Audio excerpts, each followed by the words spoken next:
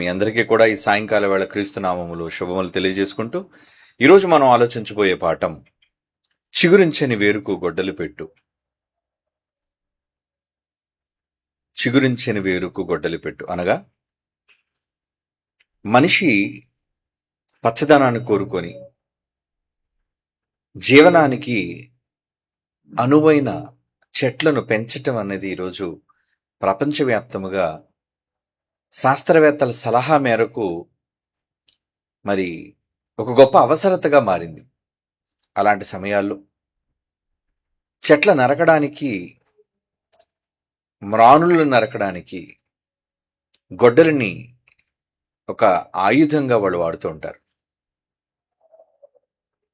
ఇక్కడ మనం ఆలోచించబోయే ఈ పాఠంలోని ముఖ్య ఉద్దేశం చిగురించని వేరుకు గొడ్డలి పెట్టు అనగా చెట్లు నరుక్కుంటూ వెళ్ళిపోతే పర్యావరణానికి ఎంత ప్రమాదకరమో దేవుడు కూడా మనిషి తాను నాటిన చెట్టుగా మనిషి అభివృద్ధి చెందకపోతే దేవుడు ఆ గొడ్డలిని చెట్ల వేరున పెడతాను అని చెప్పి పరిశుద్ధాత్మ దేవుని ద్వారా హెచ్చరిక చేశాడు. అనగా భూమి మీదకి ఉగ్రత రాబోతుంది అని సూచిస్తూ మత్తయి రాసిన సువార్తలో ఏమని ఆయన ముందుగా హెచ్చరిక చేశారో చూడండి. మత్తయి రాసిన సువార్త 3వ అధ్యాయం 10వ వచనం. మత్తయి సువార్త 3వ అధ్యాయం 10వ వచనం. ప్రియులారా, ఇప్పుడే గొడ్డలి చెట్ల వేరున ఉంచబడి ఉన్నది కనుక మంచి ఫలములు ఫలింపని ప్రతి చెట్టును నరకబడి అగ్నిలో వేయబడును. ఈ హెచ్చరిక జారీ చేశాడు దేవుడు. వేరున ఎందుకు ఉంచాడు అంటే మరలా చిగురించకూడదు అని. ఎప్పుడైనా ఒక చెట్టు బ్రతికుంది అని మనం చెప్పడానికి మనకు వచ్చే సూచన ఏంటో తెలుసండి? చిగురించటం. ఎందుకంటే చిగురు మనకి బయటకు కనబడుతుంటది. వేర్లు అన్నది మట్టి లోపల ఉంటుంది. బయటకు చిగురు ఎలా వస్తుందో లోపల కూడా వేర్లు తంతుంటాయి, భూమి లోపలికి చొచ్చుకుపోతుంటాయి. దానికి సరైన ఆహారం, నీరు, వెలుగు ఒక చెట్టుకు అందితే అది ఖచ్చితంగా చిగురిస్తుంది.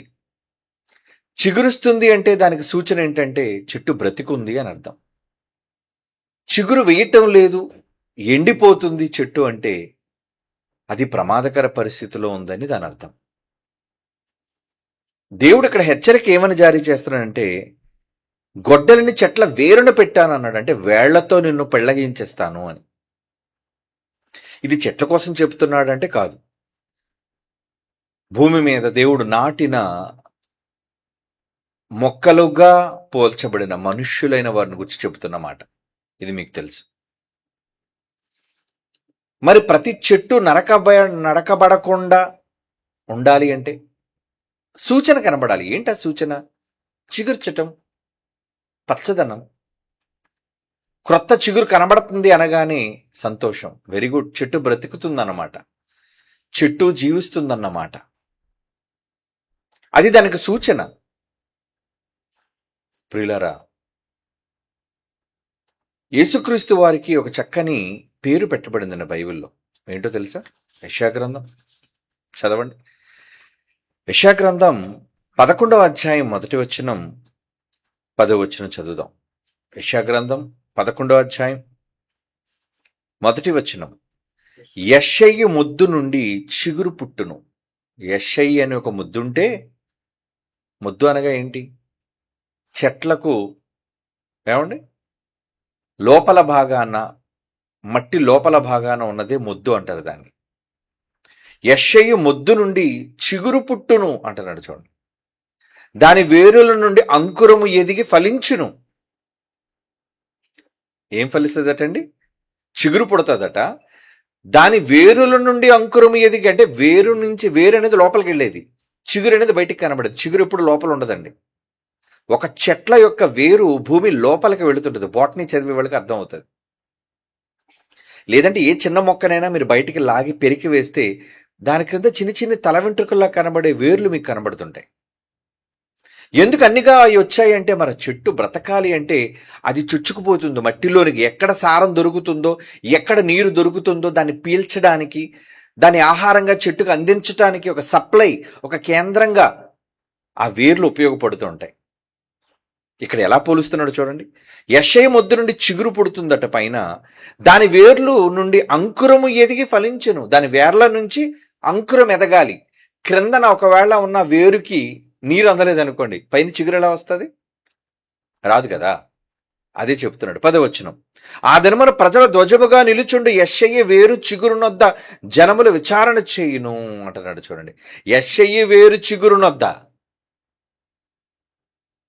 అంటే ఎవరి గురించి చెప్పబడుతుంది ఈ మాట అని మనం ఆలోచిస్తే, ఇది యేసుక్రీస్తు వారిని గురించి చెప్పబడుతున్న మాట. దావీదు తండ్రి యెషయా అయితే, ఆ యెషయా నుంచి వచ్చిన దావీదు, ఆ దావీదు నుంచి రాజుగా, ఎందుకంటే ఇశ్రాయేలీయుల మీద మొదటి రాజు సౌలైనా దేవుడు నియమించిన తొలి రాజు ఎవరు? దావీదు, అభిషేకము నొందినవాడు, దేవుడు నియమించిన రాజు, ఎన్నుకున్న రాజు. కనుక ఆయన నుంచి చెబుతున్నాడు. సౌలు గురించి చెప్పటం లేదు ఇక్కడ, యెషయా గురించి చెబుతున్నాడు. ఎందుకంటే ఆ రాజు పుట్టడానికి యెషయా కారణం. ఆయన ముద్ద అయితే యెషయా అక్కడ నుంచి వేరు చిగురు పుడుతుంది అంటున్నాడు. ఏమండి, ఇంకా అదే యెషయా గ్రంథంలో మరొక మాట మనం చూద్దాం. 53వ అధ్యాయం 2వ వచనం. యెషయా గ్రంథం 53వ అధ్యాయం 2వ వచనం. లేత మొక్క వలెను, ఎండిన భూమిలో మొలిచిన మొక్క వలెను అతడు ఆయన ఎదుట పెరిగెను. అతనికి స్వరూపమైనను సొగసైనను లేదు. మనం అతని చూచి అపేక్షించినట్లుగా అతని యందు స్వరూపము లేదు. లేత మొక్క వలె, ఎండిన భూమిలో మొలిచిన మొక్క వలె అతని ఎదుట పెరిగెను. దేవుని ఎదుట యేసుక్రీస్తు వారిని గురించి చెబుతున్నాడండి. ఆయన పెరిగాడట. లేత మొక్క. లేత అంటే అప్పుడే చిగురించినది, అన్ని ఔషధాలు కలిగినది. ఏమండి, అందుకే లేత అన్న పదం వాడబడింది. ఏమండి, ఇక్కడ మనం ఆలోచిస్తే ఎవరి గురించి చెప్తున్నాడు ఇక్కడ? ఎవరి గురించి చెప్తున్నాడంటే మరొక మాట చూద్దామా? ఇంకొక మాట చూద్దాం. ప్రకటన గ్రంథం, ఇది పాత నిబంధనలో రాయబడిన యెషయా ప్రవక్త ద్వారా చెప్పబడిన ప్రవచనం అయితే, క్రొత్త నిబంధనలో పరిశుద్ధాత్మ దేవుడు ఏమని రాయిస్తున్నాడు చూడండి. యోహాను గారి ద్వారా ప్రకటన గ్రంథం 22వ అధ్యాయం 16వ వచనం. ప్రకటన గ్రంథం 22వ అధ్యాయం 16వ వచనం. సంఘముల కోసము ఈ సంగతులను గూర్చి మీకు సాక్ష్యం ఇచ్చుటకు యేసు అను నేను నా దూతను పంపియున్నాను. నేను, ఆ యేసు అన్న వ్యక్తి అంటున్నారు, నేను దావీదు వేరు చిగురును సంతానమును ప్రకాశమానమునైన వేకువ చుక్కనై ఉన్నాను. అంటే యేసుప్రభు వారు తనను తాను ఎలా పోల్చుకుంటున్నారంటే, దావీదు వేరు చిగురును, వేరు చిగురు. ఏమంటే వేరు వేరు చిగురు వేరు కదా. అంటే వేరు కూడా చిగురించాలి కదా. అంటే వేరు ముందు బలంగా ఉంటేనే ఏ చెట్టు అయినా చిగురించేది. వేరు లేకపోతే, చెట్టుకు బలం అనేది వేరు, ఒక ఇంటికి బలం అనేది పునాది, కాలమ్స్ అంటారు, లోపలికి వెళ్ళేది, భూమి లోపల పెట్టేది, ఫుటింగ్స్, ఫౌండేషన్. అలాగే ప్రతి వృక్షానికి, ప్రతి మొక్కకు, ప్రతి చెట్టుకి క్రిందనున్న వేరు, అది బలం.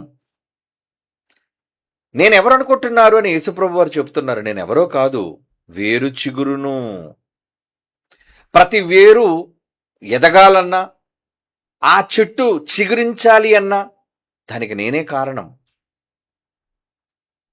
అంటే చిగురింపు చేసే గుణాన్ని కలిగిన వాడని నేను. యేసుప్రభు వారు చెబుతున్నారు ఈ మాటలు అర్థం. కనుక ప్రవక్త అయిన యెషయా ద్వారా చెప్పబడిన మాటలు ఇప్పుడు మనం చదివామే. ఏమండి, ప్రవక్త అయిన యెషయా చెప్పబడింది ఎవరి కోసం చెప్పారు ఆయన అంటే, ఇగో యేసుప్రభు వారిని గురించి చెబుతున్న మాటలండి ఇవన్నీ. అంటే యేసుక్రీస్తు వారు చిగురింప చేసే గుణాన్ని కలిగిన వారు. అంటే ఎవరైతే యేసు ప్రభువుతో హత్తుకుంటారో, ఎవరైతే యేసు ప్రభువుల్లో నడిచి వెళతారో, ఎవరైతే యేసు ప్రభువుతో సత్సంబంధం కలిగి ఉంటారో. ఇందుకు యేసు ప్రభువుతో సంబంధం కలిగి ఉండడం అంటే ఏంటి? వాక్యం. యేసెవరు? వాక్యం. ఎవరైతే బైబిలుతో, వాక్యాలతో అనుసంధానమై మంచి సంబంధాన్ని కలిగి ఉంటారో వాళ్ళు ఎప్పుడు కూడా చిగురిస్తారు. అది మీరు తెలుసుకోవాలి. మీరు చిగురించాలి అంటే అన్ని విధాలుగా, ఆరోగ్యపరంగా కావచ్చు, కుటుంబ పరంగా కావచ్చు, భక్తి పరంగా కావచ్చు, దేవునిలో ఎదుగుదల పరంగా కావచ్చు, ఏ విధంగానైనా సరే మీరు చిగురించాలి అంటే మీ వేరు ఒక ఆయన ఉన్నాడు. ఎవరైనా? యేసుక్రీస్తు వారు. ఆయనతో మీరు అంటుకట్టబడాలి. ఏమండి? ఆయనతో మీరు అంటుకట్టడం అంటారు. వృక్షశాస్త్రంలో అంటుకట్టడం అనేది చాలా ముఖ్యమైనది. 2 జాతుల చెట్లను కలిపినప్పుడు కావచ్చు, ఏమండి, లేదంటే దానికి బలాన్ని ఇవ్వటం కోసం కావచ్చు, మరొక దాన్ని అంటుకడుతుంటారు. చెట్లకు మొక్కలుగా ఉన్నప్పుడు అంటుకడతారు. దానివల్ల సరికొత్తదనం ఆ చెట్టులో మనం చూడగలం. ఆ చెట్టు ఆరోగ్యంగా, బలంగా, అది పూల మొక్క అయినా పళ్ళ మొక్క అయినా బాగా ఎదగడం కోసం అంటుకట్టడం అనేది చేస్తుంటారు. కనుక ఏమండి, అదే హార్టికల్చర్లో చేసే దాన్ని అంటుకట్టడం అంటారు. చూసారా? అంటే ఒక మొక్కను చెక్కి మరొక మొక్కను తీసుకొచ్చి దాన్ని కూడా చెక్కి ఈ రెండింటిని కలిపి కడతారు. కొద్ది రోజులు అలా విడిచిపెడతారు. అప్పుడు ఆ 2 కలిసిపోతాయి. 2గా ఉన్న చెట్లు ఏమవుతాయంటే ఒక్కటిగా మారిపోతాయి. గ్రాఫ్టింగ్. కనుక ప్రియులారా, ఇక్కడ యేసుక్రీస్తు అనే ఒక వేరు చిగురు ఉన్నాడు. ఆయన ఎప్పుడు కూడా ఫలించే వ్యక్తి. ఆయనతో మనల్ని దేవుడు అనుసంధానం చేస్తున్నాడంటే మీరు ఎప్పుడు కూడా ఆయనతో కనెక్షన్లో ఉండండి. మీరెప్పుడు కూడా ఆయనతో అంటుకట్టబడి ఉండాలి. అందుకే యేసుప్రభు వారు చెబుతూ ఒక మాట చెప్పారు, నేను ద్రాక్షవల్లిని, మీరు తీగలు అంటాడు. చూడండి, యోహాను సువార్తలో ఒక మాట అంటాడండి ఆయన. నేను 14వ అధ్యాయమా 15వ అధ్యాయం, యోహాను సువార్త 15వ అధ్యాయం మొదటి వచనం చూడండి. నేను నిజమైన ద్రాక్షవల్లిని, నా తండ్రి వ్యవసాయకుడు. నా తండ్రి ఒక పెద్ద ఫార్మర్, అంటే వ్యవసాయం చేసే వ్యక్తి అని దేవుణ్ణి పోలుస్తూ, నాలో ఫలింపని ప్రతి తీగ ఆయన తీసి పారవేను, ఫలించు ప్రతి తీగ మరి ఎక్కువగా ఫలింపవలనని దానిలోని పనికిరాని తీగలను తీసివేయను. 5వ వచనం, ద్రాక్షవల్లిని నేను, తీగలు మీరు. ఎవడు నాయందు నిలిచియుండునో, నేను ఎవని యందు నిలిచియుండునో వాడు బహుగా ఫలించినట్టున్నాడు. చూడండి, అంటే మనకి మన భక్తి జీవితంలో, దేవుని సంబంధమైన ఆత్మీయ జీవితంలో బలం రావాలి అంటే యేసుక్రీస్తు వారితో మీరు జత కట్టాలి. జత కట్టడం అంటే అంటుకట్టబడటం, సహవాసంలో ఉండటం. ఆయన ద్రాక్షవల్లి అయితే మిమ్మల్ని ఏ విధంగా పోలుస్తున్నాడు? మీరు తీగలు. ఎవడు నా యందు నిలిచి ఉండును అంటే నాతో ఎవరైతే అంటుకట్టబడి ఉంటారో వారు ఏమవుతారటండి? ఎలా ఫలిస్తారట? బహుగా అంటే బాగా ఫలములు వస్తాయి మీలో. నాకు వేరుగా ఉండి మీరేమీ చేయలేరు. 6వ వచనం, ఎవడైనను నా యందు నిలిచి ఉండని ఎడల వాడు తీగ వెలే బయట పారవేయబడి ఎండిపోవును. చెట్టులో నుంచి తెంపబడింది, చెట్టులో నుంచి విరిచివేయబడింది. ఏమండి, ఏమవుతుంది? అది సారం దానికి వేరు నుంచి అందదు. యేసుక్రీస్తు వారిలో నుంచి వేరు దానికి అందదు, వేరు నుంచి దానికి ఆహారం వెళ్ళదు. అప్పుడు మరి ఎలా ఫలిస్తారు? మీరు ఎలా ఎదుగుతారు? అలా ఎదగాలి అంటే మీరు యేసుక్రీస్తుతో పాటు మంచి సత్సంబంధం. ఏమంటే ఒక కుటుంబం బాగా పచ్చని కుటుంబం, పచ్చని సంసారం అని ఎప్పుడంటారు చెప్పండి? భార్య, భర్త, పిల్లలు అందరూ కలిసి సంతోషంగా ఉన్నదే పచ్చని సంసారం. భార్య భర్తను వదిలేసిపోయింది అనుకోండి, లేదా భార్యని భర్త వదిలేసిపోయాడు అనుకోండి, పిల్లల్ని అనాథలుగా చేసి, ఇక కుటుంబం పరిస్థితి ఎలా ఉంటుంది చెప్పండి? అవమానాలు, కష్టాలు, బాధలు, నిందలు, ఆ కుటుంబం ఎండిపోతుంటది. కారణం ముందేం లేదు, ఆ కుటుంబం మధ్య సఖ్యత లేదు. ఒక రిలేషన్, ఎప్పుడు కూడా ఒక రిలేషన్ బాగుంటేనే వ్యక్తులు బాగుంటారు. రిలేషన్ పగిలిపోయింది అనుకోండి, వ్యక్తులు ఏమైపోతారు ఆటోమేటిక్గా. చాలా మంది ప్రేమికులైన వారు భగ్న ప్రేమికులు అంటారు. భగ్న ప్రేమికులు అంటే ఎప్పుడైతే తమ ప్రేమ విరిచివేయబడుతుందో, లేదా బ్రేకప్ అవుతుందో, లేదంటే విడిపోతారో, ఆ విడిపోయినప్పుడు బాధను అనుభవిస్తుంటారు. బాధను అనుభవిస్తూ వాళ్ళు ఏం చేస్తారంటే చాలా మంది మందుకు బానిసలు అయిపోతుంటారు. ఎరా ఇలా మందు తాగుతున్నావు అంటే ఏం చేయనండి, నా లవ్ ఫెయిల్యూర్ అయిపోయిందండి అంటే, లవ్ ఫెయిల్యూర్ అయిపోతే ఆడి జీవితం వాడిపోతుంటుంది అనమాట. ఇంకా ఏమండి, ఇది మీరు గమనించే ఉంటారు ప్రాక్టికల్గా మనం చూసేది సమాజంలో. మరొకడు హుషారుగా హ్యాపీగా ఆమె కానీ అతడు కానీ ఉన్నారు అంటే ఏంటి, రిలేషన్ బాగుంది ఇద్దరి మధ్య, సంతోషం. యేసుక్రీస్తు వారు అదే చెప్తున్నారు, మీరు నాతో మంచి సంబంధాన్ని కలిగి ఉంటే మన రిలేషన్ బాగుంటుంది. మీరు నా నుంచి విరిచివేయబడ్డారు, బ్రేకప్ అయిపోయింది అనుకోండి, ఏమవుతారు? అదే చెప్తున్నాడు ఇక్కడ, నాకు వేరుగా ఉండి మీరు ఏమీ చేయలేరు, ఎవడైనా నా యందు నిలిచి ఉండని ఎడలవాడు తీగ వెలే బయట పారవేయబడి ఎండిపోవును, మనుషులటి వాటిని పోగు చేసి అగ్నిలో పారవేతురు, అవి కాలిపోవును. మీరు బహుగా ఫలించుట వలన నా తండ్రి మహిమపరచబడును, ఇందువలన మీరు నా శిష్యులు అనబడుదురు. మీరు ఫలించాలి అనుకుంటున్నారా? మీరు బాగా కాపు కాయాలి అనుకుంటున్నారా? మీరు బాగా డెవలప్ అవ్వాలి అనుకుంటున్నారా? మీరు ఎదగాలి అనుకుంటున్నారా? అయితే నాతో రిలేషన్లో ఉండండి. లోకం అనుకున్న రిలేషన్స్ వేరండి. అవన్నీ టెంపరరీ రిలేషన్స్. ఈరోజు మనుష్యుల మధ్య ఉన్న అనుబంధాలన్నీ కూడా తాత్కాలికమైనవి, విరిగిపోతుంటాయి. కానీ దేవునితో ఉన్న అనుబంధం అసలు ఎప్పుడు విరిగిపోకూడదండి. దేవునితో రిలేషన్ అనేది ఎప్పుడూ కూడా విరిగిపోకూడదు. ఏమిటి, నా పూర్వకాలంలో విడాకులనేవి ఎంత ఎక్కువగా చూడలేదండి నేను ఎప్పుడూను. ఇప్పుడేంటండి, ఏ కుటుంబంలో చూసినా ఒక విడాకులో కేసు. ఏమండి, భర్త విడిచిపెట్టడం, భార్య విడిచిపెట్టడం అంటే చాలా కామన్ అయిపోయింది. విడాకులు తీసుకోవటం అనేది చాలా కామన్. ఇక నచ్చితే కాపురం చేస్తాను, నీతో నాకు పడటం లేదు, నచ్చలేదు, వద్దనుకొని రిలేషన్ని తెంపుకొని వెళ్ళిపోతున్నారు చాలా మంది.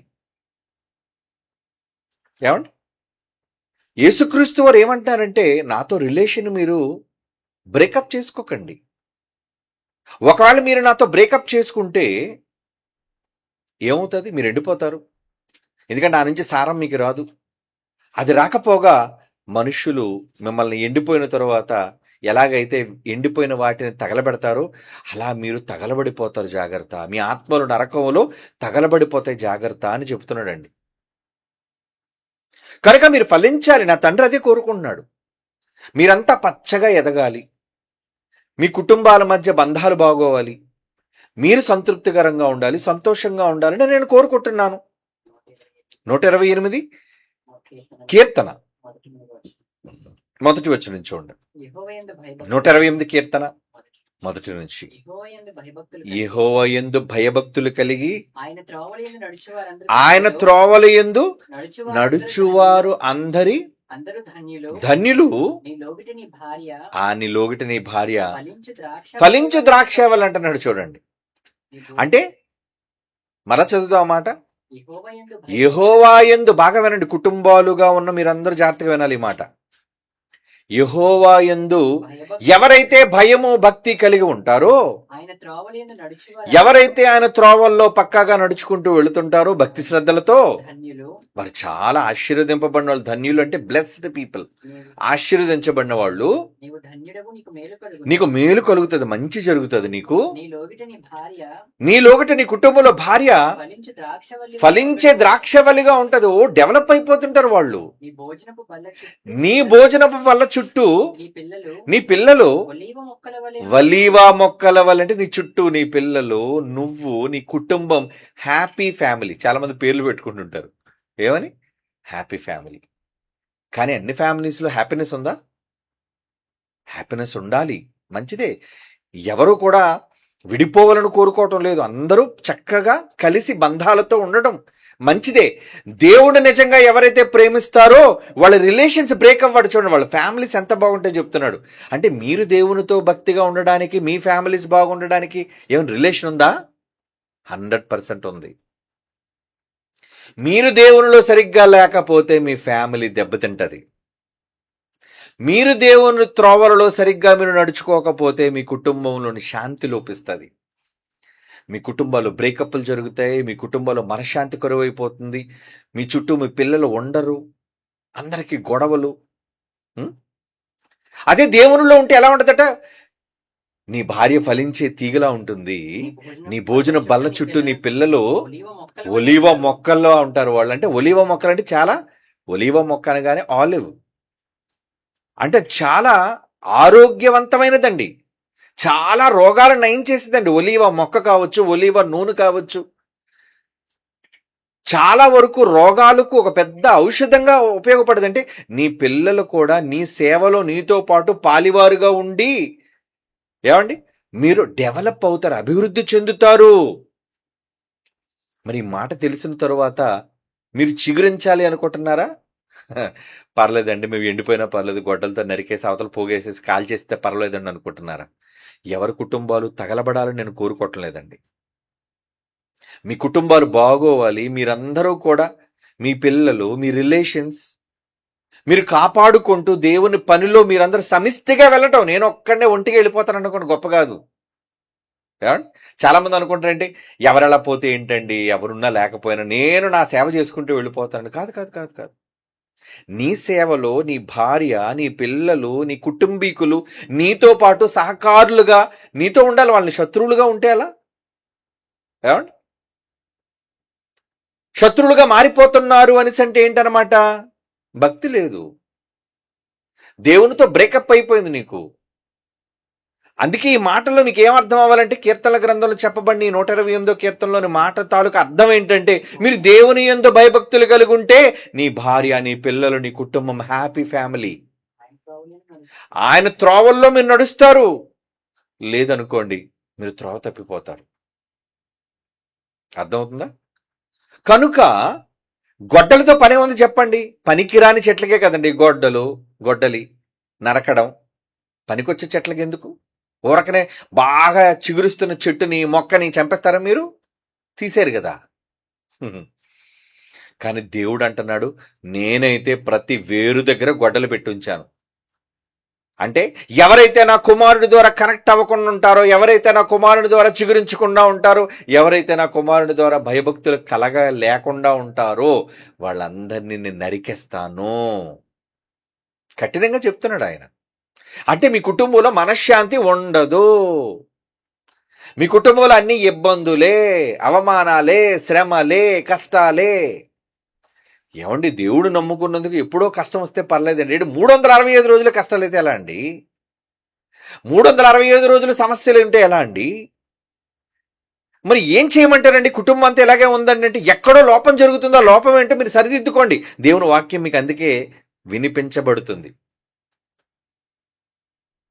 ఏమండి, ఫ్యామిలీలో ట్రబుల్స్, ఫ్యామిలీ అంతా కూడా సమస్యలండి. నీ కుటుంబంలో సమస్యలు ఎందుకు?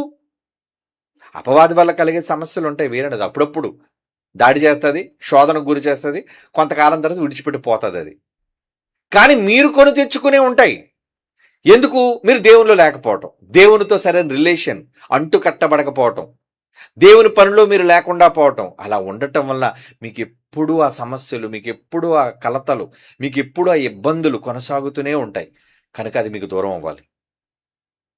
అందుకే దేవుడు చెప్పిస్తున్నాడు ఈరోజు ఈ మాటలన్నీ. ఇర్మియా గ్రంథం చదవండి, 17వ అధ్యాయం. ఇర్మియా గ్రంథం 17వ అధ్యాయం 7వ వచనం. ఇర్మియా గ్రంథం 17వ అధ్యాయం 7వ వచనం అండి. యెహోవాను నమ్ముకొని వాడు ధన్యుడు, యెహోవా వానికి ఆశ్రయముగా ఉండును. నువ్వు నమ్ముకుంటున్నావా నీ ప్రభువుని?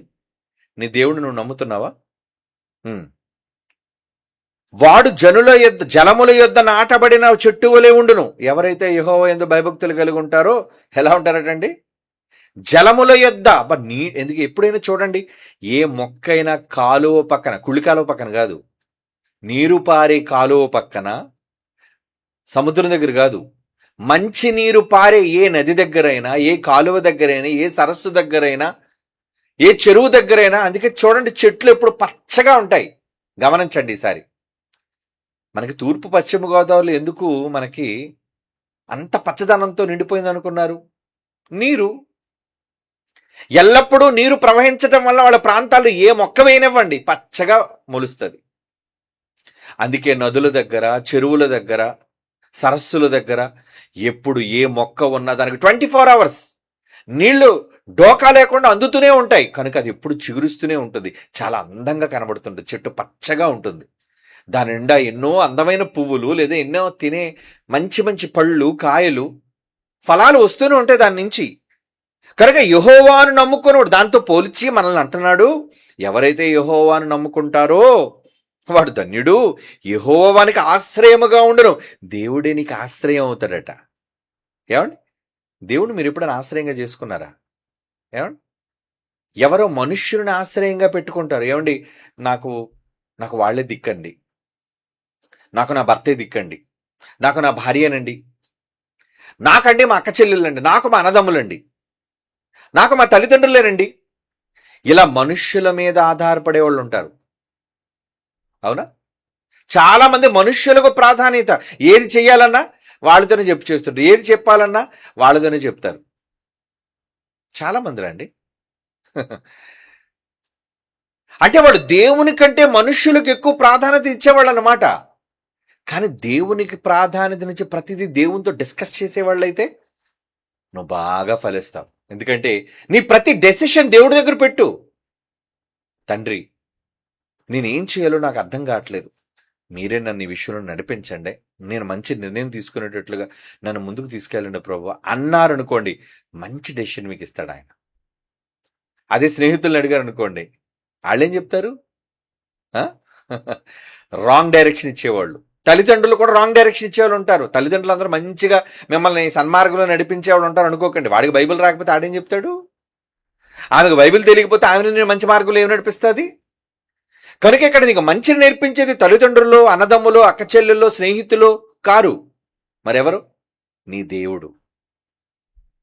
నీ దేవుడు నీకు మంచి జరిగించాలి అంటే నువ్వేముండాలి? యెహోవాను నమ్ముకోవాలి.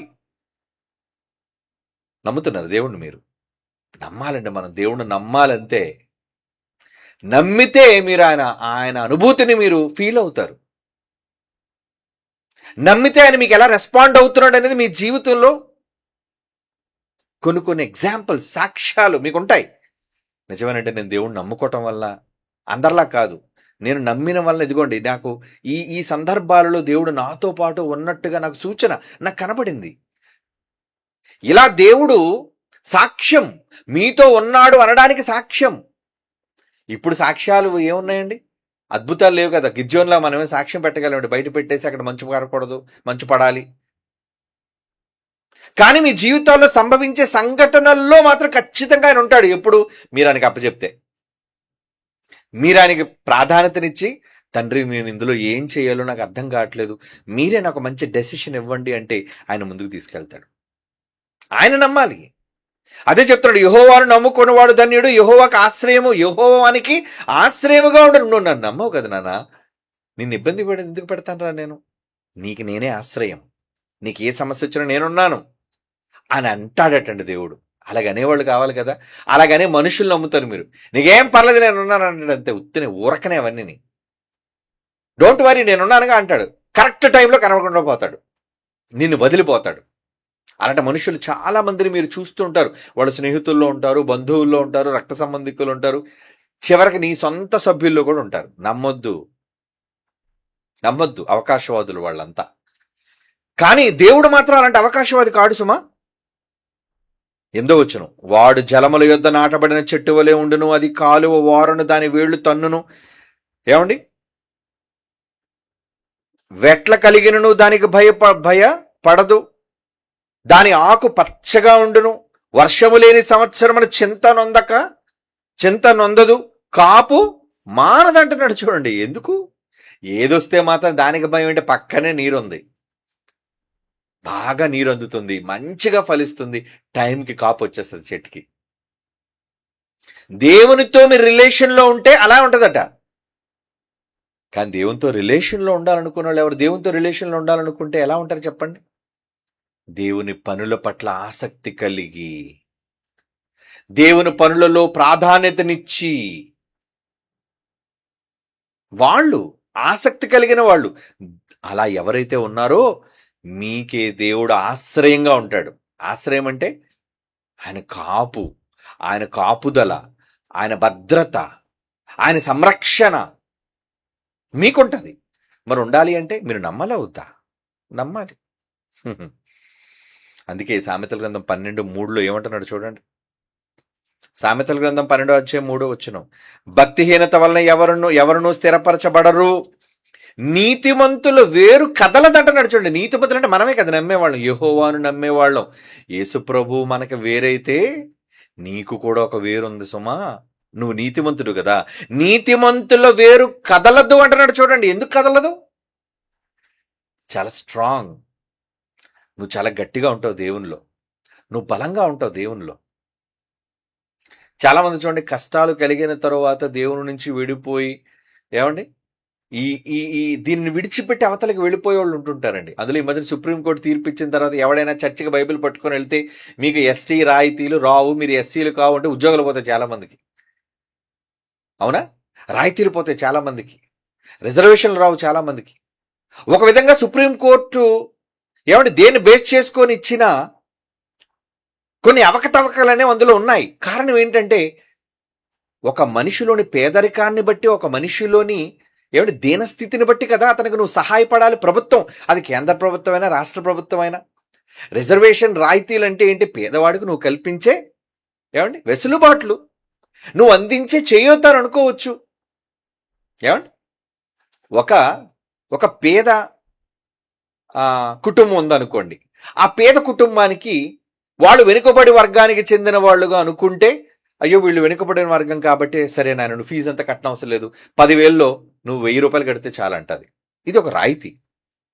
ఏమండి కానీ ఈ మధ్య జరిగిన ఒక సమస్య ఏంటంటే, నేను ప్రభువుని నమ్ముకున్నాను, ఆ కుటుంబం అప్పటి వరకు ఏమండి వెనుకబడిన కుటుంబంగా ఉంటున్నా, యేసు ప్రభువుని నమ్ముకోవటం వలన నీ రాయితీ ప్రభుత్వం నుంచి నీకు రాదు.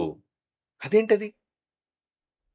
ఏమండి ఎవరికైనా ఒక రాయితీ నువ్వు ఇవ్వాల్సింది అతని మతాన్ని, నమ్మకాన్ని బట్టా, లేదా అతని దీనస్థితిని బట్టా? అతని జీవిత స్థితిని బట్టి కదా ఇవ్వాలి. అతని కుటుంబ ఆర్థిక స్థితిగతులను బట్టి కదా నువ్వు సహాయం అందించాలి. పేదలకి ఇళ్ళు ఎవరికి? అంబానీకి పేదల ఇల్లు అవసరమా? ఏమంటే ఎమ్మెల్యేలకి ఎంపీలకి పేదల ఇల్లు అవసరమా? ఎవరికి పేదల ఇల్లు? ఇందిరమ్మ ఇల్లులు కావచ్చు, లేదంటే ప్రభుత్వం ఇచ్చే ఇల్లులు కావచ్చు. ఎవరైతే బొత్తుగా నిరాశ్రయులుగా ఉన్నారు, ఎవరైతే అద్దెళ్లలో ఉంటున్నారు, ఎవరైతే కనీసం ఒక అడుగు స్థలం కూడా లేకుండా ఉన్నారు, ఎవరైతే ఒక విధంగా చెప్పాలంటే తెల్ల రేషన్ కార్డు ఉన్నోళ్లే మన రాష్ట్రంలో పేదల బాగాన. అంటే వాళ్ళు చిన్న చిన్న కూలి పని చేసుకునేవాళ్ళు అండి, మట్టి పనికి పోయేవాళ్ళు, లేదంటే రోజు కూలికి పని చేసుకునేవాడు. అంటే రెక్కాడితే గాని డొక్కాడని పరిస్థితి అంటారు.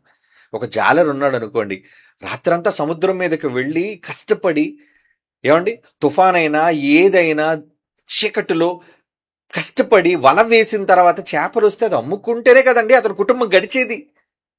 అలాగే ఒక కూలివాడు రోజంతా వెళ్ళి ఎండలో కష్టపడి మట్టి పనో ఏదో పని కూలి పని చేస్తేనే కదా రోజుకు ఒక 500 600 అతనికి వచ్చేది. మరి అతని కుటుంబం అంతా గడవాలి అంటే అతని యొక్క ఫైనాన్షియల్ స్టేటస్ని బట్టి అతనికి ఇవ్వాలి చెయ్యోత ప్రభుత్వం. ఏమండి అప్పటి వరకు పేదవాడిగానే ఉన్నాడు, పేదవాడిగానే దిక్కులేనివాడుగా ఉన్నాడు, కూలి పని చేసుకుంటున్నాడు. బైబిల్ పట్టుకొని చర్చికి వెళ్ళినంత మాత్రం కోటీశ్వరుడు అయిపోతారా? చర్చిలోని కోట్లు నోట్లు పంచుతున్నారా? చెప్పండి. అంటే ఈ ప్రభుత్వాలు కానీ న్యాయ వ్యవస్థలో కానీ ఎటువంటి ఏమండి క్రమం పేరట అక్రమం ఎలా జరుగుతుందో చూసారా? ఓకే కులాలు అంటారా? ఓకే క్రైస్తవులు కులాలు లేవు, ఇందులో ఎవడు కూడా రాజు పేద, ఏమండి కమ్మ కాపు మాల మాదిగా ఇవి లేవు. మనమంతా దేవుని పిల్లలం. దేవుని పిల్లలైనంత మాత్రాన రోజు రెక్కాడితే కానీ డొక్కాడదే, రోజు కష్టపడితేనే కానీ పూట గడవదే. మరి అలాంటి వాడికి నువ్వు నోటు దగ్గర కూడి తీసేస్తే ఎలా? వాడి పేద స్థితిని బట్టి కదా వానికి నువ్వు సహాయం అందించాలి. That is reservation. అది చదువులో కావచ్చు, అది ఇల్లులో కావచ్చు, మరే ఇతర వాటిలో కావచ్చు. బ్రతుకు తెరువు లేని వాళ్ళకి కదా ప్రభుత్వాలు ఉండి బ్రతుకు తెరువును అందించడానికి ఉన్నది. మతాన్ని ఎంటగడతారేంటి దానికి?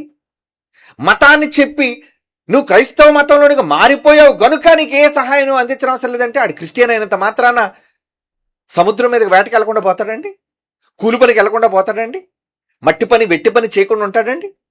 అసలు కుటుంబం గడవాలి కదా. ఎన్నో సమస్యలు, ఇబ్బందులు, అప్పులు వాళ్ళకు ఉంటాయి. కనుక ఇటువంటి భయంకరమైన పరిస్థితులు సమాజంలో ఉన్నాయి. అయినా ఇలాంటప్పుడు నిలబడగలడా క్రైస్తవుడు? ఇప్పుడు కొంతమంది క్రైస్తవులైన వారికి ఎస్సీ సర్టిఫికెట్లు పెట్టుకుని ఉద్యోగాలు సంపాదించిన వాళ్ళు, ఎస్సీ సర్టిఫికెట్ల పేరు మీద ఉండి మరి పెద్ద పెద్ద స్థాయిల్లో ఉన్న వాళ్ళందరూ కూడా క్లిష్ట పరిస్థితి. కానీ ఇప్పుడు ఎవరిని ఎన్నుకుంటారు వాళ్ళు? దేవుడా? నీ హోదా, నీ బ్రతుకు తెరువా? దేవుడా? దేవుడే కావాలని దేవుడి దగ్గరికి వచ్చిన వాళ్ళకి మనిషి చేసేదేముందండి? మనిషి కన్నా ఎన్నో రెట్లు ఊహించనంతకంటే ఎక్కువ చేసే సమర్థత దేవుడికి ఉంది.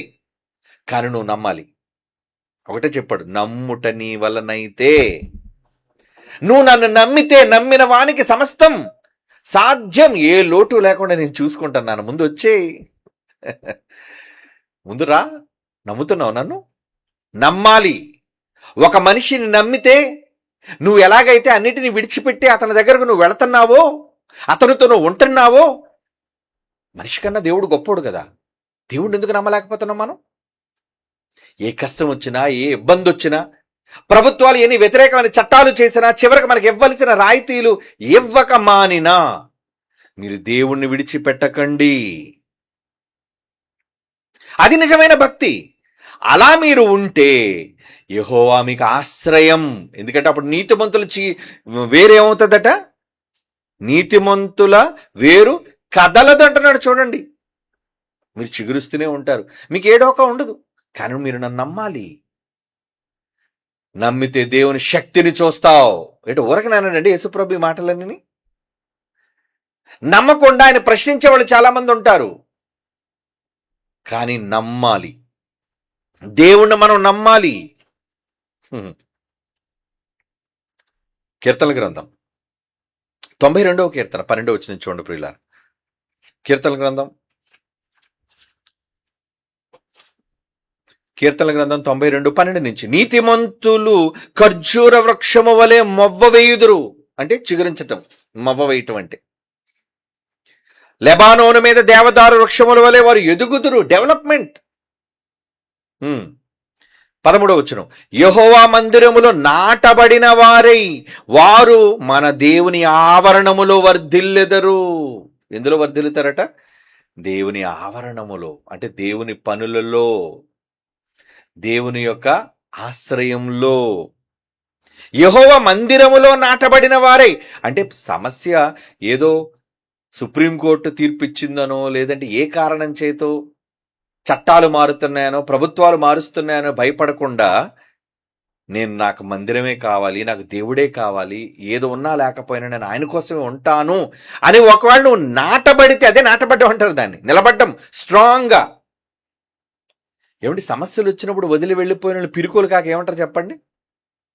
నీతో పాటు కష్టాల్లో, సుఖాల్లో, అవమానాల్లో, ఇబ్బందులు నిలిచున్న వాళ్ళే నీ వాళ్ళు. మర్చిపోకు. అర్ధాంతరంగా నిన్ను విడిచిపోయేవాళ్ళు నీ వాళ్ళు కాలేరు. ఎందుకంటే నీ వాళ్ళు ఎప్పుడు నిన్ను విడిచి వెళ్ళరు. దేవుడు నీవాడు, నువ్వు దేవుని వాడవు. మీరెవరు వారని బైబిల్లో చెప్పబడింది? మనము క్రీస్తు వారము, క్రీస్తు దేవుని వాడు. మనమంతా దేవుని సంబంధమైనప్పుడు దేవుడు నేను ఎలా వదిలేస్తాడని నువ్వు అనుకుంటున్నావు? ఒక మాట చెప్పాడు యేసుప్రభు, నేను మిమ్మల్ని అనాథలుగా విడువను. చూడండి ఆ మాట ఎక్కడుందో. సువార్తలో యేసుప్రభు వారు తన శిష్యులను ఉద్దేశించి చెప్పాడు, వాళ్ళని బలపరచడానికి. ఏనన్నా మీరు ఎందుకు అంత బలహీనంగా ఉన్నారు? నా మీద నమ్మకం లేదా మీకు? యోహాను సువార్త 14వ అధ్యాయం 18వ వచనం చూడండి. యోహాను సువార్త 14వ అధ్యాయం 18వ వచనం, మిమ్మును అనాథులుగా విడువను, మీ వద్దకు వస్తాను నేను. అంటే ఆ మాట భరోసా అండి.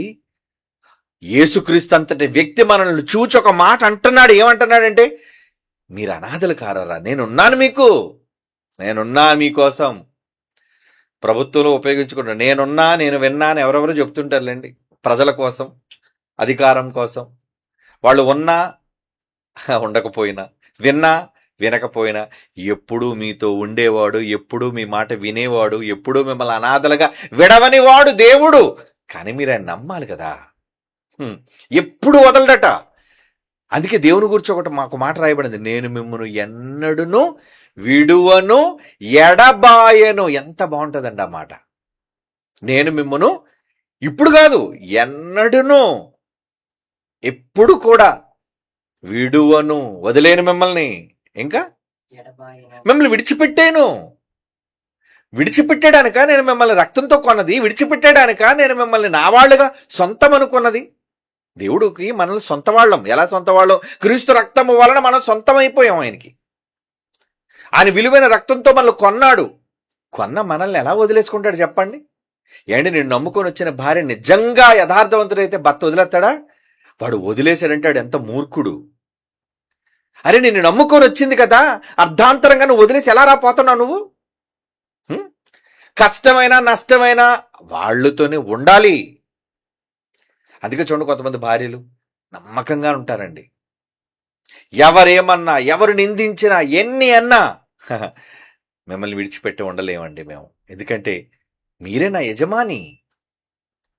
అలాగే భర్త అంటాడు, ఎవరు లోకం నన్ను దూషించినా, ఎన్ని చేసినా నువ్వు నన్ను విడిచిపెట్టలేదమ్మా, నువ్వు నన్ను విడిచిపెట్టలేదమ్మాయి. Very good. అంటే ఒకరి మీద ఒకరుకున్న నమ్మకంతో వారు విడిచిపెట్టలేరు.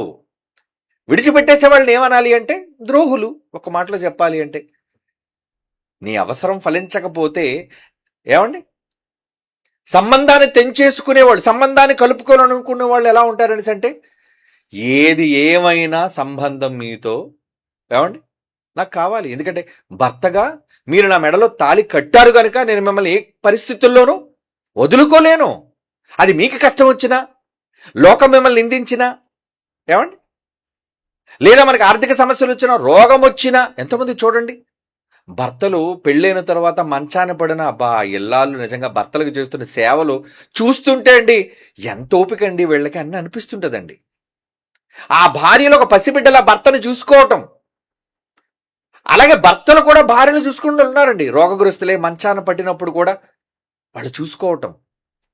అలాగే తల్లిదండ్రులైన వాళ్ళు మంచాన పడినప్పుడు, రోగాలతో ఉన్నప్పుడు వాళ్ళు మంచి చెడ్డల్లో ఏమండి పిల్లలు పట్టించుకోవటం. ఏంటది? అనుబంధం అంటారు దాన్ని. నీకు రోగం వచ్చింది కాబట్టి నేను వదిలేస్తున్నాను, నీతో నాకు సంబంధం లేదు. నువ్వు చెడ్డవాడు అని తెలిసింది కాబట్టి నేను విడిచిపెట్టేస్తున్నాను, నీతో నాకు సంబంధం అక్కర్లేదు. అలా లోకస్తులు అనుకుంటారు. కానీ నీ వాళ్ళు నిన్ను ఎప్పుడు విడిచిపెట్టరు. అందుకే యేసు ప్రభువుని అందరూ వదిలేసిన కొందరు ఎప్పుడు వదలలేదండి ఆయన్ని. అవునా? యేసు ప్రభువును వదలని వాళ్ళు ఉన్నారా? అపోస్తులండి. అపోస్తులు ఎవరు వదిలేశారు ఆయన్ని? మొదటి శతాబ్దపు క్రైస్తవులు చూడండి, ఒక పక్క నరుక్కుంటూ వస్తున్నా, కుటుంబాలు చంపుకుంటూ వస్తున్నా, యేసు క్రీస్తు మీద ప్రేమ, క్రైస్తవ్యం చావకుండా బ్రతుకుంది అంటే వాళ్ళకి ఏముందన్నమాట? ప్రభువు మీద ప్రేమ ఉంది, ప్రభువు మీద నమ్మకం ఉంది. ఆయన మమ్మల్ని రక్షిస్తాడు, ఆయన మమ్మల్ని పరలోకానికి తీసుకువెళ్తాడు అని. కనుక ఆయన కాపాడుతాడు. కాపాడాలంటే ముందు నువ్వు నమ్మాలి కదా. నమ్మకం లేకుండా ముందే కష్టం వచ్చారా కానీ పారిపోయారు అనుకోండి, అలాంటి వాళ్ళ కోసం ఏం చేయాలనిపిస్తుంది చెప్పండి?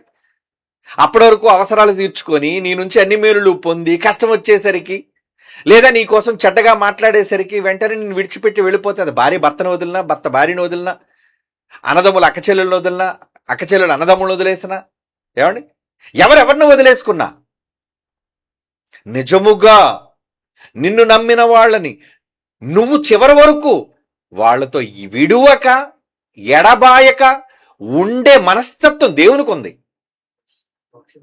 యెహోషువ 1వ అధ్యాయం 6వ వచనం చూడండి.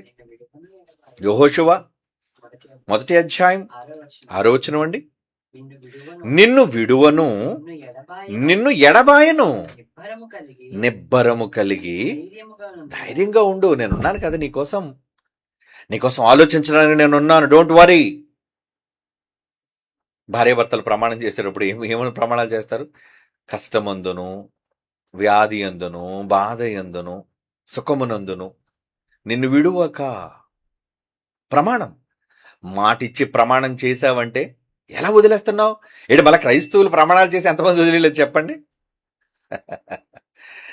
అన్యాయం చేసి విడిచిపెట్టేసేవాళ్ళు అండి. అప్రమాణాలు అంటారు, అప్రమాణికులు. దేవుని విషయంలో మీరు అలాంటి వాళ్ళు కాకండి. మనుషుల్లో అలాంటి వాళ్ళు ఉన్నా దానికి తగిన ప్రతిఫలం వాళ్ళు అనుభవిస్తారు. ఎందుకంటే నువ్వు శరీరముతో చేసిన వాటి ఫలము నీకు వచ్చేస్తుంది. అది కర్మ అని లోకం ఉంటుంటుంది. కానీ అది కర్మ అని మనం అనంగాని నీవు విత్తినదే నీకును విత్తబడును, నువ్వు చేసినదే నీ నెత్తి మీదకి వచ్చును. అది దేవుడు చెప్పిన ఫ్యాక్ట్. అది నువ్వే కొలతతో అయితే నువ్వు కొలిచావో అదే కొలత నీకు కొలవబడుతుంది. కనుక అది పక్కన పెట్టేయి. నువ్వు దేవుని కోసం ఎలా నువ్వు నమ్మకంగా బ్రతుకుతున్నావు అన్నది ఇక్కడ కొలత, లెక్క. ఒకవేళ అలా లేవు అనుకో, దేవునితో అంటుకట్టబడకుండా, దేవునిలో చిగురించకుండా, దేవునికి ఇంత భరోసా ఇస్తున్నా ఆయన మీద నమ్మకం లేకుండా, కష్టాలు వచ్చేసరికి, చట్టాలు మారేసరికి నాకు ఈ క్రైస్తవ్యం వద్దండి అని చెప్పి ఇతర మతాల్లోనికి పోయేవాళ్ళు జంప్ అయిపోయాడు చాలా మంది ఉంటారండి. ఏమంటే అప్పుడప్పుడు చూడండి, పార్టీ మారగానే ఒకప్పుడు ఏది ఈ ఎమ్మెల్యే ఈ పార్టీలో ఉండేవాడు సడన్గా ఈ పార్టీలో వచ్చేసరి ఏంటని అనుకుంటాం. వీళ్ళంతా ఎవరు? ఏమండి, కప్పగెంతులు, ఏమండి, స్వభావం కలిగిన వాళ్ళు. ఆ పార్టీలో ఉన్నప్పుడు ఆ పార్టీలో ఉంటారు, ఈ పార్టీకి వచ్చిన తర్వాత దూకేసి ఈ పార్టీలోకి వచ్చేస్తారు. పార్టీ మారిపోయారు అంతే. అంటే వీళ్ళకి అధికారం కావాలి. ఆ పార్టీ తాలూకా ఉద్దేశాలు, ఆ పార్టీ తాలూకా ఏమండి ఏదైతే ఉద్దేశాలు లేదంటే వాళ్ళ తాలూకా ఆలోచనలు ఉన్నాయో వాటన్నిటినీ వదిలేస్తారు. వాళ్ళకి పదవి ముఖ్యం. అవకాశవాదులు అంటారు. అవసరాన్ని బట్టి వచ్చేవాళ్ళు, అవసరం తీరిన తర్వాత వెళ్ళిపోయే వాళ్ళు అవకాశవాదులు. కానీ మీ దేవుడి దగ్గర మీరు ఎప్పుడు అవకాశవాదులుగా ఉండకండి. మనుషుల దగ్గర అవకాశవాదులుగా ఉన్నా దాని కొలత మీకు వస్తుంది. అక్కడే వస్తున్నప్పుడు దేవుని దగ్గర అవకాశవాదులుగా ఉంటే దేవుడు విడిచిపెడతాడా? ఏమండి, ఆయన దగ్గర మాట ఇచ్చి తప్పితే ఊరుకుంటాడా? ఆయనతో బ్రతుకుతానని చెప్పి కాదని నువ్వు వదిలేసి వెళ్ళిపోతే దేవుడిని విడిచిపెడతాడా? విడిచిపెట్టాడు కదా. ఆయన ఇవ్వాల్సిన తీర్పు ఆయన ఇచ్చుకుంటాడు. ఆయన లెక్కలు వేరేగా ఉంటాయి. కనుక ఆయన గొడ్డలిని చెట్ల వేరున పెట్టి నేను నరికేయకుండా ఉండాలి అంటే ఏం చేయాలి? నువ్వు ఏదైతే దేవుడు కోరుకుంటున్నాడో ముందు ఆయనను ఆశ్రయదుర్గంగా తీసుకొని ఆయన నమ్మి ఆయనతో పాటు నువ్వు ముందుకు వెళితే నువ్వు నీటి కాలువల ఓరను నాటబడిన వారి చెట్టుగా ఉంటావు. నీ భార్య, నీ పిల్లలు, నీ కుటుంబం ఫుల్ హ్యాపీ, సంతోషం. ఈ సంతోషం కావాలి అంటే ముందు దేవుడిని నమ్ము. మరి ఎలాగండి దేవుడిని నమ్మి వెళ్తే ఉద్యోగం పోద్దండి, ఉద్యోగం పోతే కష్టాలే కదండి అంటే దేవుడి మీద నమ్మకం లేదా? ఉద్యోగం ఉంటేనే సంతోషంగా ఉంటావా? నిన్ను సర్వం సుఖంగా చూసుకోగలిగిన వాడు దేవుడు, మనుషులు కాదు, ఉద్యోగాలు కాదు, పదవులు కాదు, అధికారాలు కావు. నువ్వు నిజంగా అధికారం పదవులు కావాలనుకో నువ్వు వెళ్ళినా కాలేజ్ చేయబడిపోతే, అన్ఫిట్ అయితే, కానీ అది రాకుండా చేయగలిగే శక్తి అది ఏ అధికారానికి లేదు, ఏ చట్టానికి లేదు, కానీ దేవుడికి మాత్రమే ఉందండి. నీలో రోగం ఉండొచ్చు, కానీ రోగాన్ని పారద్రోలగలడు. నువ్వు చావుకు సిద్ధమైపోవచ్చు, కానీ నిన్ను పక్క నుంచి చావు నుంచి తప్పించగలడు. నీ పరిస్థితులు తారుమారైపోవచ్చు, కానీ వాటన్నిటిని చక్కపరచగలడు. నువ్వు ఎన్నో ఇక్కట్లో ఇరుక్కుపోవచ్చు, కానీ వాటన్నిటిలోంచి బయటకు లాగ్గలడు. ఆయన మాత్రమే చేయగలడు. దేవునికే సమస్తము సాధ్యం, కానీ మనుష్యులకు చాలా అసాధ్యాలుంటాయి. కనుక ఇప్పుడు అసాధ్యమైన మనుషులు నమ్ముతావా? అన్ని సాధ్యమైన దేవుణ్ణి నమ్ముతావా? అన్ని సాధ్యమైన దేవుణ్ణి నమ్మాలి. అందుకే దేవుడు ఏమంటున్నాడు? దేవుడు ఏమంటున్నాడు చదువుదాం ఇంకొకసారి ఆ మాట. మత్తయి సువార్త 7వ అధ్యాయం, ఇందాక 3వ అధ్యాయం 10వ వచనం చదువు, ఇప్పుడు 7వ అధ్యాయం 19వ వచనం చదువుదాం. మత్తయి సువార్త 7వ అధ్యాయం 19వ వచనం. మంచి ఫలములు ఫలింపని ప్రతి చెట్టు నరకబడి అగ్నిలో వేయబడును. అగ్ని అంటున్నాడు. తగలబెడతాను మిమ్మల్ని. ఏమండి, ఇర్మియా గ్రంథం 12వ అధ్యాయం 17వ వచనం. ఇర్మియా గ్రంథం 12వ అధ్యాయం 17వ వచనం.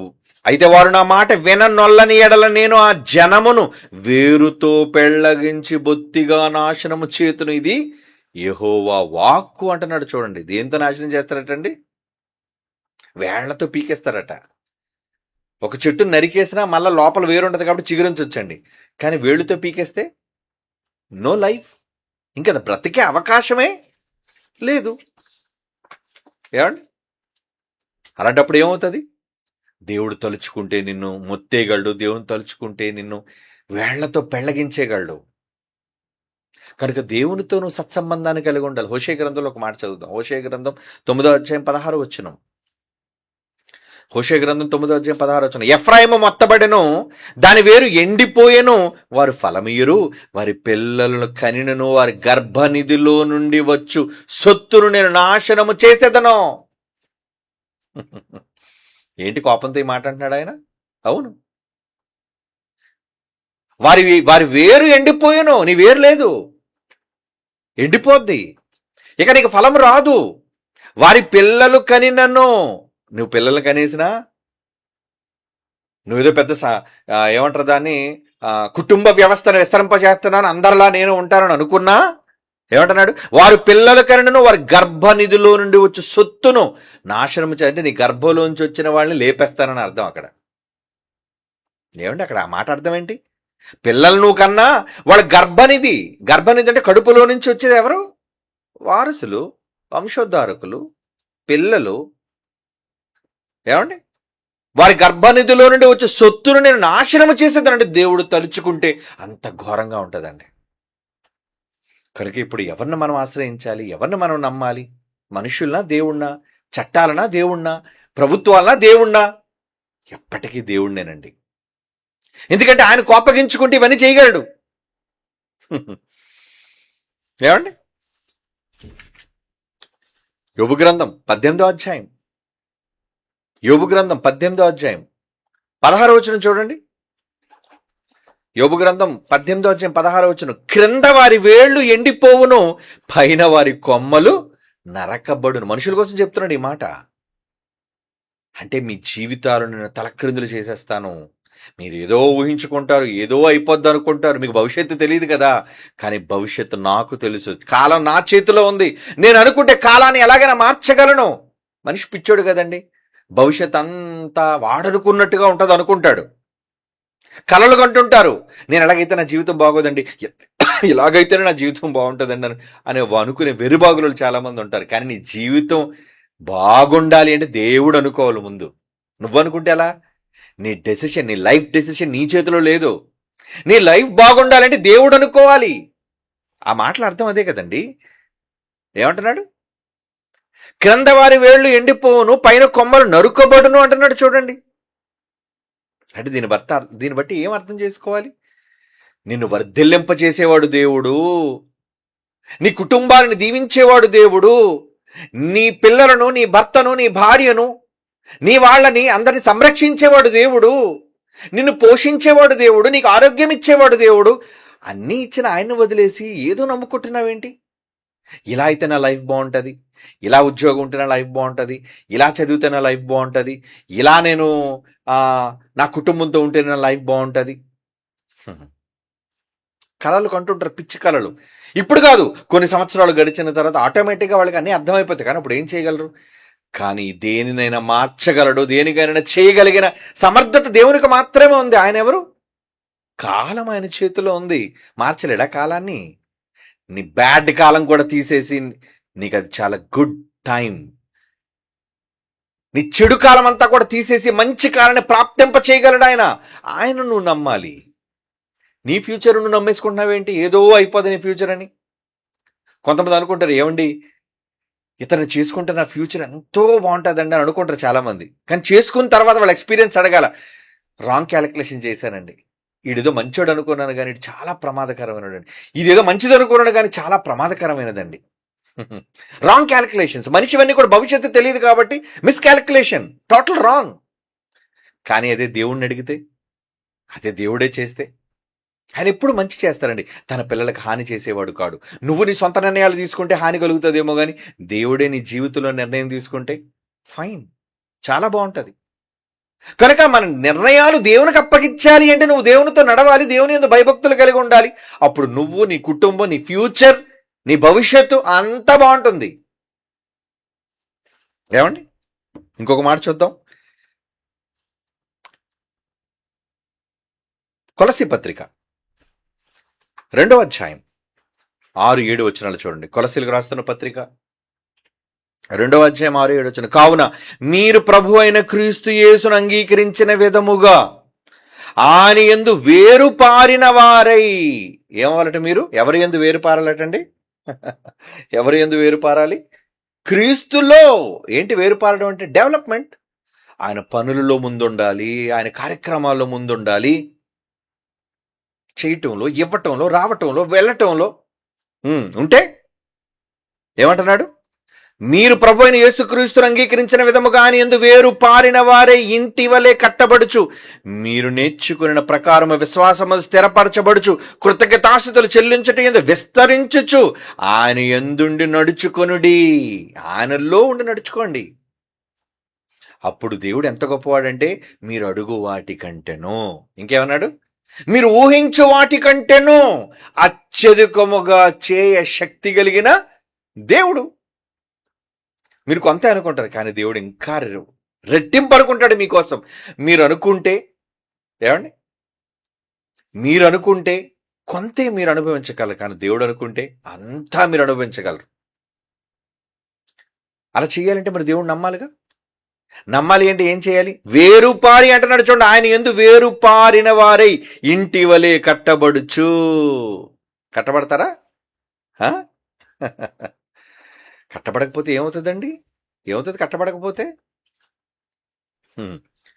అదేంటంటే మనం చదువుకున్న మాట ఏంటది? కట్టబడకపోతే గొడ్డలి ఇదిగో చెట్ల వేరున పెట్టాడు. నీ స్వామి వేరు, ఆయన పేరే వేరు, చిగురు. ఎలా ఫలిస్తున్నది ఆయన? ఆయన ఫలింపు ఎంత బాగుంటుంది, కానీ ఆయనతో రిలేషన్లో లేవేంటి? ఆయనతో నువ్వు సంబంధం కలిగి లేవేంటి? ఏదో కారణాల చేత ఆయన విడిచిపెట్టి వెళ్ళిపోతున్నావేంటి? చట్టాలు మారగానే వదిలేస్తున్నావేంటి? ఇంటిలో పరిస్థితుల మారగానే దేవుని విడిచిపెట్టేస్తున్నావేంటి? ఇక నీ బ్రతుకు ఎలా మారుతుంది? నీకు ఎలా మంచి జరుగుతుంది? అదే దేవుడు అడుగుతున్నాడండి. ఏమండి? చివరికి మాట చూద్దాం. కీర్తన గ్రంథం 80వ కీర్తన 15వ వచనం, 16వ వచనం. కీర్తన గ్రంథం 80వ కీర్తన 15, 16. నీ కుడి చెయ్యి నాటిన మొక్కను కాయము. నీ కుడి చేతితో మొక్కను నాటావే, దాన్ని కాపాడు ప్రభువా. నీ కొరకు నువ్వు ఏర్పరచుకున్న కొమ్మను కాయము. కాయు కాయు కాయు కాపాడు కాపాడు కాపాడు. 16వ వచనం. అది అగ్ని చేత కాల్చబడి ఉన్నది, నరకబడి ఉన్నది. అంటే దేవుడు కాపాడాలి అనుకుంటే కాపాడగలడు. ఆయనకు కోపం రప్పిస్తే ఏం చేస్తాడు? అగ్ని చేత కాల్చేస్తాడు, నరికేస్తాడు అంటున్నాడు. చిగురించని వారిని కావచ్చు, దేవునితో సంబంధం లేని వాళ్ళని కావచ్చు, ఏమండి, ఆయనతో సంబంధాన్ని వదిలేసుకుంటే ఏం చేస్తారండి? ఒకడు తన భార్యను మొక్కలుగా ఎందుకురా నువ్వు నరికావంటే, అది అక్రమ సంబంధం పెట్టుకుందండి. నన్ను కాదని వేరే వాడితో వెళుతుందండి, నేను ఎలా ఉండను, నరికేస్తాను దాన్ని, అందుకే మొక్కలు మొక్కలుగా నరికాను అంటున్నాడు. అంటే వాడు నరకడానికి ఒక పెద్ద రీజన్ ఉంది, కారణం. మరి దేవుడు నేను మొక్కలు మొక్కలుగా ఎందుకు నరుగుతాను అంటున్నాడు ఇక్కడ? గొడ్డలి చెట్ల వేరును ఎందుకు ఉంచాను, నీ వేళ్లతో సహా నేను ఎందుకు నరికేస్తానంటున్నాడు? ఎవరిని మోసం చేస్తావు నువ్వు? దేవునితో ఉంటానని చెప్పి రాయితీ లేవనంత మాత్రాన.